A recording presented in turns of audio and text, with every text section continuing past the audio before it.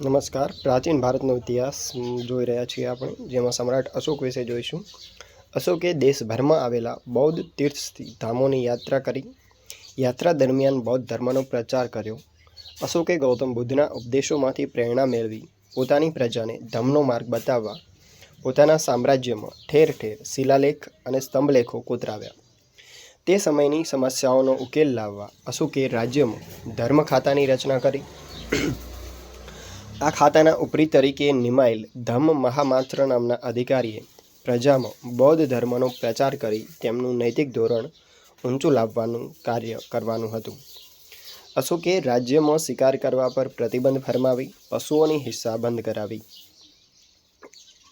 તેણે ગૌતમ બુદ્ધના પ્રેમ, દયા, કરુણા, અહિંસા, સદાચાર, અનુકંપા જેવા સિદ્ધાંતોના પ્રચાર પર ભાર મૂક્યો. ઉપદેશની સાથે સાથે કેટલીક લોક ઉપયોગી વાતો પણ શિલાલેખમાં કોતરાવી. અશોકે ઈસવીસન પૂર્વે 251માં પાટલીપુત્રમાં મોગલીપુત તિષ્યના અધ્યક્ષપદે ત્રીજી બૌદ્ધ પરિષદ બોલાવી.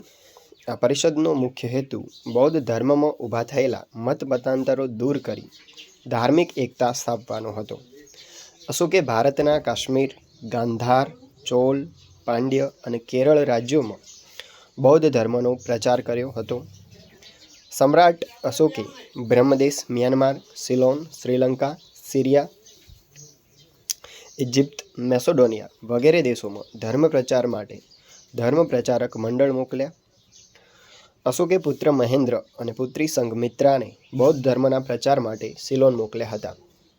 આમ અશોકે પોતાના શાસન દરમિયાન બૌદ્ધ ધર્મને રાજ્યાશ્રય આપ્યો. અશોકે ધર્મ પ્રચાર ઉપરાંત પ્રજા કલ્યાણના કાર્યો પણ કર્યા હતા. અશોકે માનવ અને પશુઓની સારવારની વ્યવસ્થા કરી, કૂવા ખોદાવ્યા, વૃક્ષો રોપાવ્યા, રસ્તા બનાવ્યા અને વિશ્રામ ગૃહોનું નિર્માણ કરાવ્યું.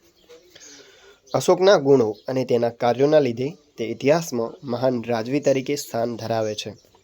ઈસવીસન પૂર્વે 232માં સમ્રાટ અશોકનું અવસાન થયું. તેણે 36 વર્ષ સુધી શાસન કર્યું. હવે પછીના વિડીયોમાં આપણે પ્રશ્નો અને તેના જવાબ જોઈશું. ધન્યવાદ.